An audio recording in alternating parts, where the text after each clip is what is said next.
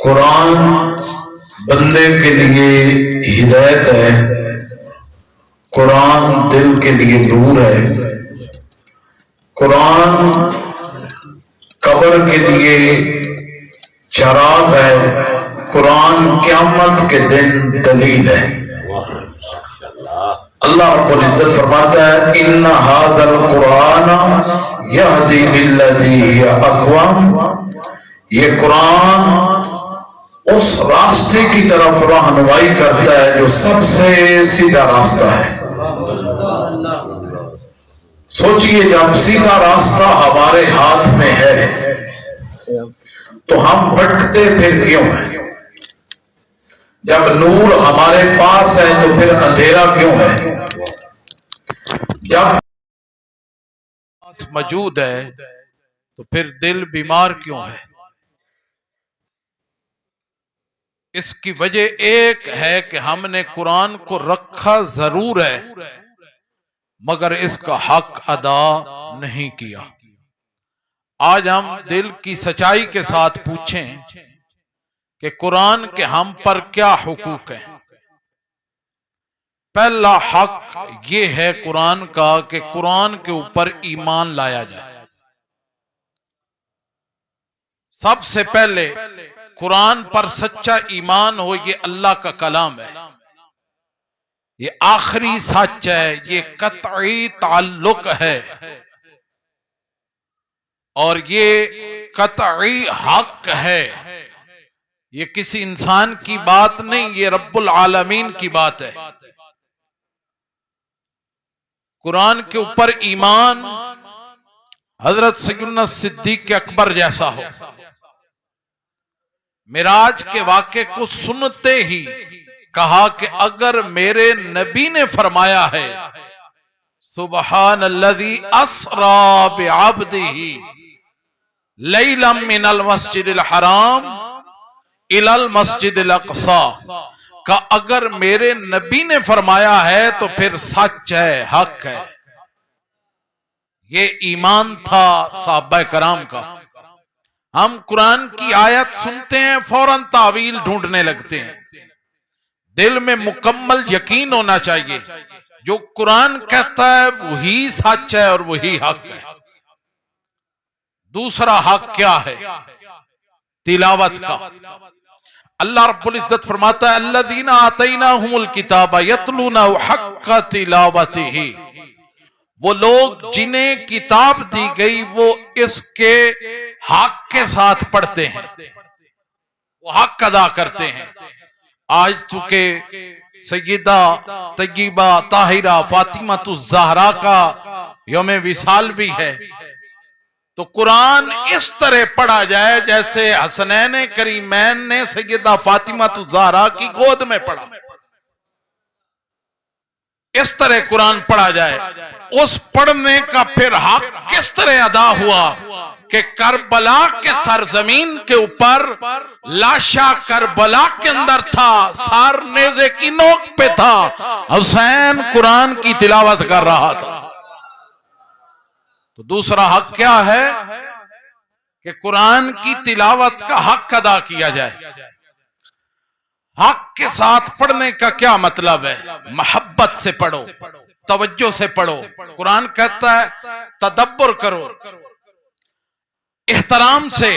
نبی کریم صلی اللہ علیہ وسلم قرآن پڑھتے تھے تو صحابہ ایک ایک آیت پر رک جاتے تھے۔ حضرت عمر رضی اللہ تعالیٰ عنہ نے ایک آیت سنی، اتنا روئے کہ کئی دنوں تک بیمار ہو گئے۔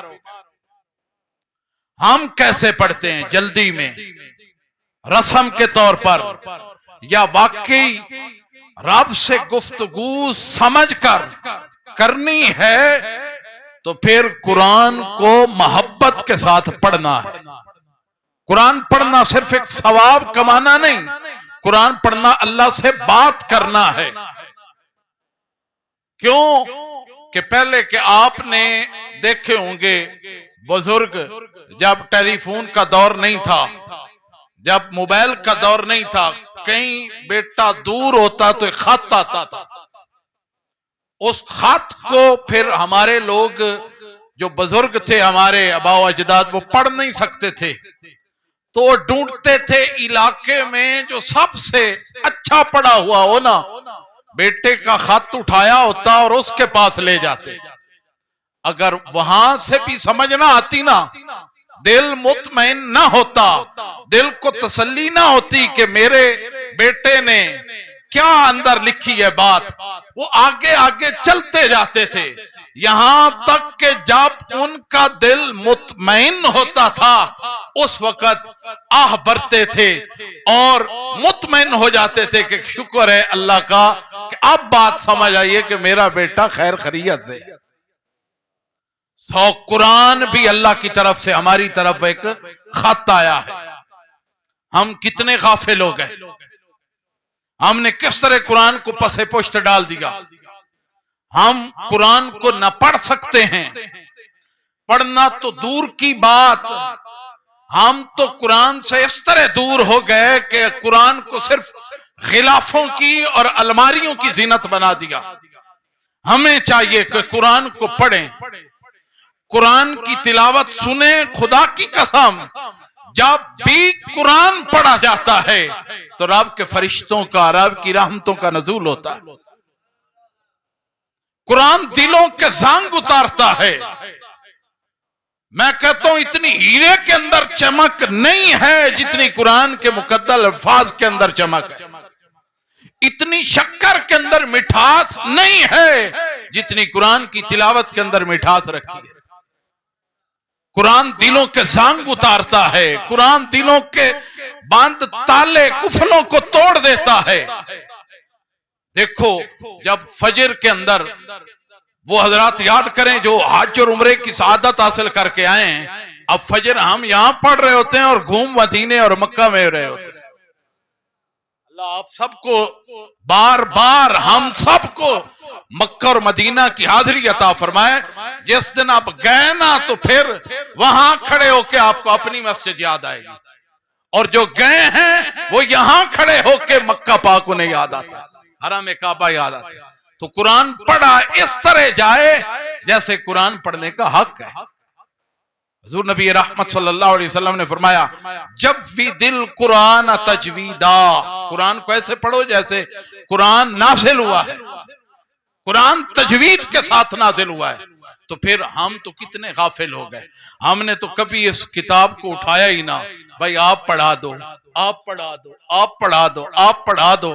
جب ایک اچھے قاری سے سن کے دل کو سکون ملتا ہے، جب ایک اچھا قاری اور ایک اچھا عالم پڑھائے گا تو پھر دل کے کتنے سکون، دل کو کتنا سکون ملے گا اور دل کے زنگ کتنے اتر جائیں گے اور دل مطمئن کتنا ہو جائے گا. اس لیے میں عرض یہ کر رہا تھا کہ قرآن کا جو دوسرا حق ہے وہ یہ ہے کہ قرآن مجید کی تلاوت کا حق ادا کیا جائے، اور تیسرا حق یہ ہے کہ قرآن کو سمجھ کے تدبر کے ساتھ، تفکر کے ساتھ پڑھا جائے. حضرات محترم، اور پھر قرآن مجید کا ایک حق یہ بھی ہے کہ قرآن مجید کو سمجھ کے پڑھا جائے. اللہ فرماتا ہے افلا یتدبرون القرآن، کیا یہ قرآن میں غور نہیں کرتے؟ قرآن صرف ختم کرنے کے لیے نہیں، قرآن سمجھنے کے لیے ہے. ہم پڑھتے ہیں مگر سمجھتے نہیں تو حق مکمل پھر ادا نہ ہوا.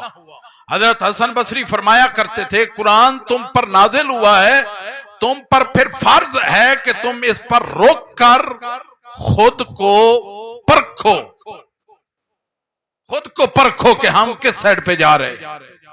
ہر آیت ہم سے سوال کرتی ہے کیا تم ایسے ہو، کیا تم نے اس پر عمل کیا، اور عمل نہیں کیا تو پھر کب کرنا ہے عمل. حضرات محترم، پھر چوتھا حق یہ ہے عمل کا حق. یہ سب سے بڑا حق ہے. قرآن صرف پڑھنے کے لیے نہیں، قرآن جینے کے لیے ہے. اگر قرآن کہتا ہے نماز قائم کرو تو نماز قائم ہو. اگر قرآن کہتا ہے سچ بولو تو پھر سچ بولو.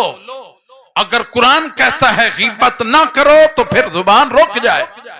اگر قرآن کہتا ہے سود حرام ہے تو پھر سود حرام ہے. اگر قرآن کہتا ہے کہ کسی کا گلہ نہ کرو تو پھر گلے سے رک جاؤ. اگر قرآن کہتا ہے کہ کسی کی چغلی کرنا گناہ ہے تو پھر چغلی سے رک جاؤ. یہ قرآن کے اوپر عمل کرنا ہے.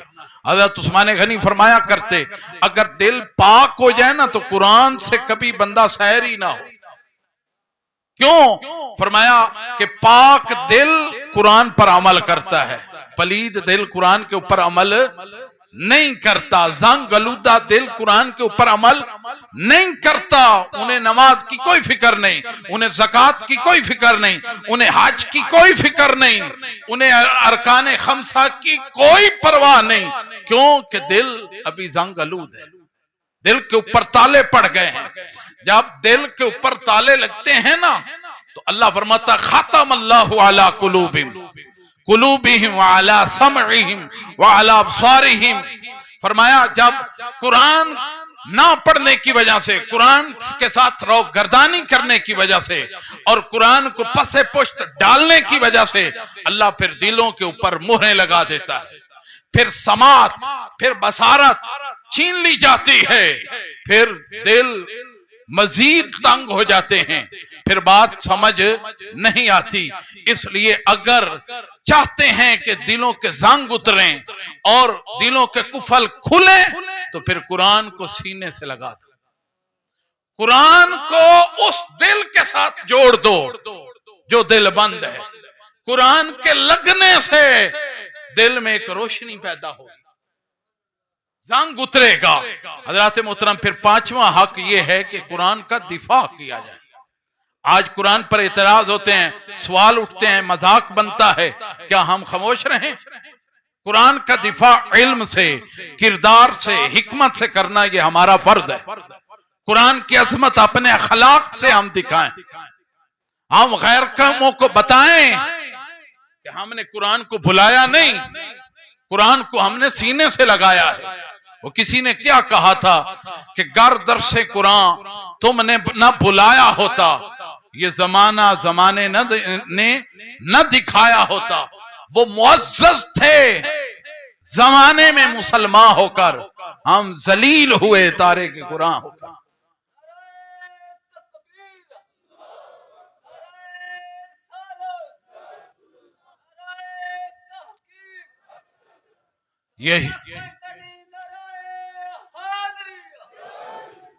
یہی ہے آرزو میری آپ ہر مومن کی، یہی ہے آرزو کہ تعلیم قرآن عام ہو جائے، ہر ایک پرچم سے اونچا پرچم اسلام ہو جائے. میں نے کل کے درس میں بھی اعلان کیا تھا، بات کہی تھی کہ جہاں وطن عزیز میں اتنی تحریکیں، اتنی تنظیمیں اور اتنی جناب والا ادارے کام کر رہے ہیں معاشرے کی اصلاح پر، قرآن پر اور قرآن کی تعلیم پر، وہاں الحمدللہ ہم کوٹلی قاضی میں رہ کر، ایک چھوٹے سے گاؤں میں رہ کر ہم نے بھی اس کا ذمہ اٹھا رکھا ہے. اور الحمدللہ اس قرآن کے نور سے ہمارے بچوں کے اندر ایک روشنی پیدا ہوگی، ایک اجالا آئے گا، ہمارے خاندانوں کے اندر تبدیلی آئے گی، ہمارے گھروں کے اندر برکتیں نازل ہوں گی.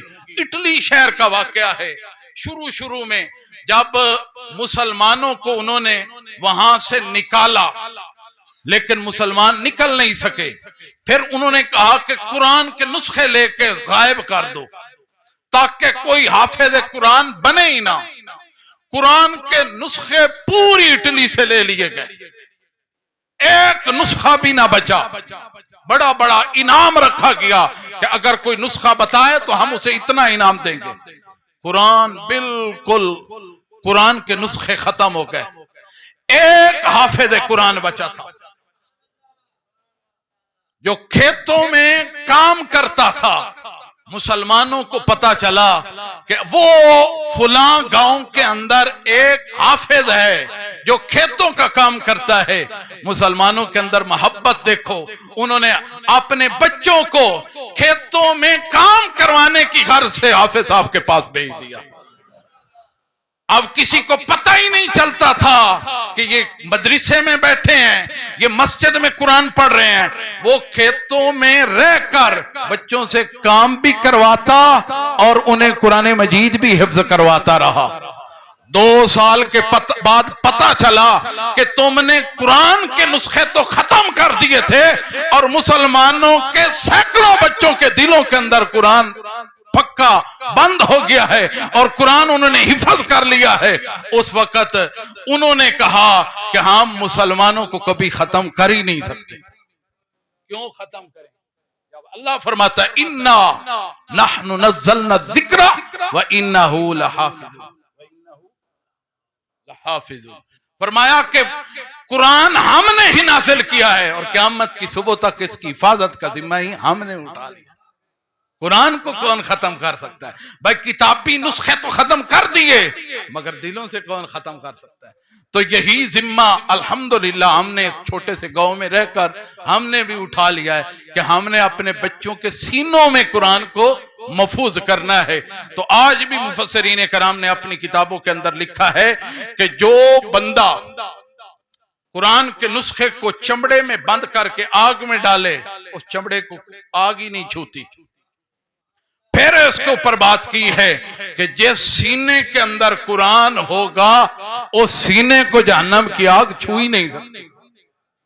ہم نے اپنے بچوں اور اپنی بچیوں اور اپنے دلوں کے اندر قرآن کو ہم نے جگہ دینی ہے.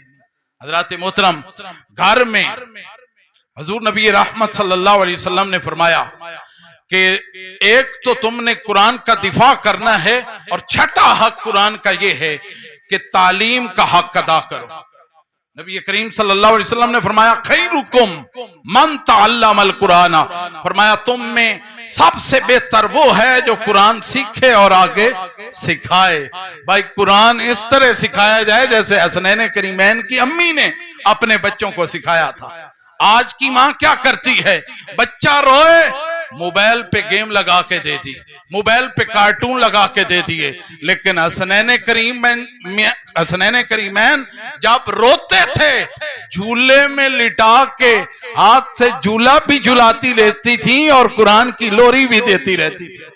جب دودھ پلاتی تھی تو اس وقت بھی قرآن کی تلاوت ہوتی رہتی تھی. پھر اس قرآن کی تلاوت کی تاثیر یہ تھی کہ حسنین کریمین نے سفر میں، حضر میں، میدانوں میں، جنگوں میں قرآن کی تلاوت کو نہ چھوڑا.